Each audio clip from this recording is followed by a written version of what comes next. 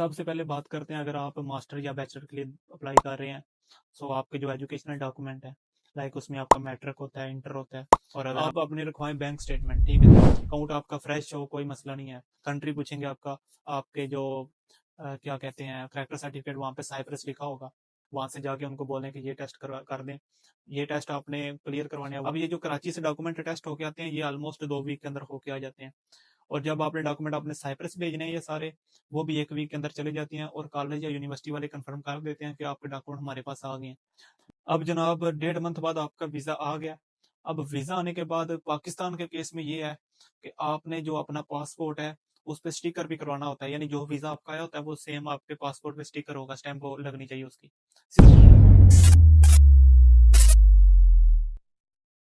अस्सलाम वालेकुम दोस्तों, कैसे हैं? उम्मीद करता हूँ खैरियत से होंगे।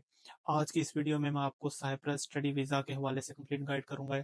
अगर आप में अप्लाई करना चाह रहे हैं तो आपको कौन कौन से डॉक्यूमेंट चाहिए, वो डॉक्यूमेंट आपने तैयार कैसे करने हैं, बैंक स्टेटमेंट कितनी चाहिए, फ्रेश चाहिए, कितने दिन पुरानी हो तो चल जाएगी। सो ये मेन मेन जो चीज़ें हैं वो मैं आपके साथ कंप्लीट डिस्कस करूंगा। सबसे पहले बात करते हैं, अगर आप मास्टर या बैचलर के लिए अप्लाई कर रहे हैं, सो आपके जो एजुकेशनल डॉक्यूमेंट है, लाइक उसमें आपका मैट्रिक होता है, इंटर होता है, और अगर आप मास्टर के लिए अप्लाई कर रहे हैं तो बैचलर की डिग्री प्लस ट्रांसक्रिप्ट, ये जनाब आपके अटेस्ट होने चाहिए। इंटर मैट्रिक आपका बोर्ड, और फिर आईबीसीसी। अब बोर्ड से टेस्ट करवाने का क्या तरीका, और आईबीसीसी, उसका लिंक मैं डिस्क्रिप्शन में डाल दिया। उस पर मैंने वीडियोस भी बनाई है जब मैं खुद साइप्रस का अप्लाई कर रहा था। सो मैंने ये साथ साथ ये सारी वीडियोस रिकॉर्ड की हुई हैं, वो आप देख सकते हैं। एक प्ले लिस्ट है डिस्क्रिप्शन में, आपको लिंक मिल जाएगा साइप्रस स्टडी वीज़ा के हवाले से। सो उसमें ये वीडियो मैं सारी स्टेप बाय स्टेप ऐड कर दी हुई है, आप देख लें, आपको आइडिया हो जाएगा। सेम लाइक आपने अपनी डिग्री और ट्रांसक्रिप्ट एचईसी से टेस्ट करवानी है, और एचईसी में गया था, उसकी भी मैंने प्रॉपर वीडियो बनाई है। सो ये आपके एजुकेशनल डॉक्यूमेंट के सीन में है। आपके एजुकेशनल डॉक्यूमेंट बोर्ड, आईबीसीसी, और अगर आप मास्टर की अप्लाई कर रहे हैं तो एचईसीसी अटेस्ट होने चाहिए। अब जब ये अटेस्ट हो जाएं, आपने फॉरेन ऑफिस से भी करवाने होते हैं, लेकिन यह कि आप फॉरेन ऑफिस की साइड पे पहले ना जाएं। आप अपने रखवाएं बैंक स्टेटमेंट, ठीक है, अकाउंट आपका फ्रेश हो, कोई मसला नहीं है। बैंक अकाउंट आप अपना ओपन करवाएं। अगर आपने कॉलेज में अप्लाई करना है तो उसमें आप 7,000 यूरो ऐड करवाएं। 7,000 यूरो को अपनी करेंसी के साथ मल्टीप्लाई करके वो आपने अपने बैंक अकाउंट में रखवाने हैं। और स्टेटमेंट इसकी 5-7 दिन की हो चल जाती है, कोई मसला नहीं, 7 दिन कम से कम पैसे रखवाएं। उसके बाद जब आपने स्टेटमेंट निकलवानी है तो तब आपने इस चीज़ का ख्याल रखना है कि जिस दिन आपके सारे पैसे सबमिट रखवाए थे, आपने अकाउंट में ऐड करवाए थे, उस दिन की स्टेटमेंट नहीं निकलवानी। उस 1 दिन बाद की कैसे लगे कि पैसे पुराने पड़े हुए हैं। स्टेटमेंट निकलवाएं अपने जनाब, बैंक वालों को जाके बोलें। उसके बाद एक मेंटेनेंस लेटर होता है, वो भी आपने अपना साथ निकलवाना है, और बैंक से उसकी स्टैंप वगैरह लगवा के जनाब ये 2 डॉक्यूमेंट आपके बैंक के हो जाएंगे। आपके बाकी एजुकेशनल डॉक्यूमेंट, और एक आपने अपना बनवाना है करेक्टर सर्टिफिकेट, वो आपके मुतलका थाने से बन जाएगा। वहाँ से आपने जस्ट जाके ये बोलना है कि मैंने बाहर की अप्लाई करना है। कंट्री पूछेंगे आपका, आपके जो क्या कहते हैं करेक्टर सर्टिफिकेट, वहाँ पे साइप्रस लिखा होगा, ठीक है। उसके बाद एक आपने करवाना है अपना मेडिकल। मेडिकल के जो टेस्ट हैं उसकी लिस्ट मैं आपके साथ शेयर कर देता हूँ, स्क्रीन पे भी आपको नजर आ रही होगी। ये आपका अपना जो सरकारी हॉस्पिटल होता है, वहाँ से जाके उनको बोलें कि ये टेस्ट कर दें। ये टेस्ट आपने क्लियर करवाने हैं। वहाँ पे जो हॉस्पिटल में होते हैं, जो टीम लीडर, जो भी डॉक्टर होते हैं, उनकी स्टैंप वगैरह लगेगी लाजमी, ठीक है। और अगर बाई चांस आपके जो टेस्ट हैं वो नहीं भी ठीक होते, उस केस में भी टेंशन की कोई बात नहीं, वो पैसे दे के हो जाता है काम क्लियर हॉस्पिटल से।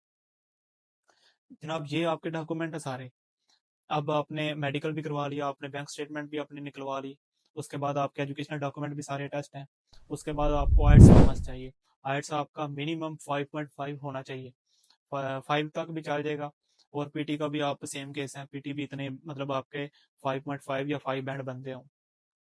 5.5 पे इजीली आपको कोई इशू नहीं होता। और ये आपके सारे डॉक्यूमेंट है, मैं रिपीट कर देता हूँ। एजुकेशनल डॉक्यूमेंट आपके इंटर मैट्रिक बैचलर की डिग्री और ट्रांसक्रिप्ट। उसके बाद आपकी बैंक स्टेटमेंट के 2 डॉक्यूमेंट लगेंगे। उसके बाद जो आपका मेडिकल है एक डॉक्यूमेंट वो होगा आपका। और उसके बाद जो नेक्स्ट डॉक्यूमेंट करेक्टर सर्टिफिकेट आपका। अब जब ये सारे डॉक्यूमेंट आपके पूरे हो जाएं, बैंक स्टेटमेंट कोशिश करें कि जिस दिन आपने फॉरेन ऑफिस से टेस्टेशन करवानी है ना, उससे 1 दिन पहले करवा निकलवाएं आप बैंक स्टेटमेंट। और जब ये सारे डॉक्यूमेंट आपके पूरे हो गए, बैंक स्टेटमेंट भी आपने निकलवा ली, उसके बाद आपने फॉरेन ऑफिस जाना है। फॉरेन ऑफिस से ये 1 दिन में टेस्ट हो जाते हैं सारे। और फॉरेन ऑफिस से अटेस्ट होने के बाद, इस पे भी मैंने वीडियोस बनाई है फॉरेन ऑफिस से कैसे करवानी है, उसका लिंक भी आपको डिस्क्रिप्शन में मिल जाएगा। ये सारे डॉक्यूमेंट जब आपके टेस्ट हो जाएं, उसके बाद जनाब आपने ये भेजने होते हैं कराची, पाकिस्तान की अगर मैं बात करूं तो कराची में कौंसलेट बैठा हुआ है साइप्रस वालों का।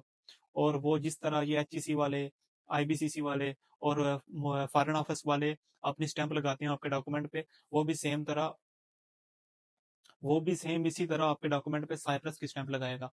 सारे डॉक्यूमेंट पे आपकी साइप्रस की स्टैंप लग गई, उसके बाद ये डॉक्यूमेंट आ गया आपके पास। अब जनाब आपने एडमिशन अप्लाई करना है। एडमिशन आप कंसल्टेंट के थ्रू भी कर सकते हैं, खुद भी कर सकते हैं, लेकिन कंसल्टेंट के थ्रू करें तो बेहतर है। अब ये डॉक्यूमेंट, अब कराची वाला जो सीन है, इसमें जाहिर बात है आप तो कराची जाएंगे नहीं, तो जो आपका कंसल्टेंट होगा वो ही आपसे ऑलमोस्ट तकरीबन 15,000 लेता है इन सारे डॉक्यूमेंट को टेस्ट करवाने का। 10,000 उसका एक्सपेंस आ जाता है, 5,000 वो अपनी बचत ले लेते हैं, यानी 15,000 में ये डॉक्यूमेंट आपके वहां से टेस्ट होके आ जाते हैं। अब आपने कॉलेज या यूनिवर्सिटी में एडमिशन अप्लाई कर दिया, वो आपको ऑफर लेटर आ गया हुआ है, साथ में फीस का भी चलान आ गया हुआ है। अब वो डिमांड करेंगे कि आप अपने जो डॉक्यूमेंट है वो साइप्रस उस कॉलेज में आपने भेजने होते हैं, और वो काम भी आपके कंसल्टेंट नहीं करना होता है।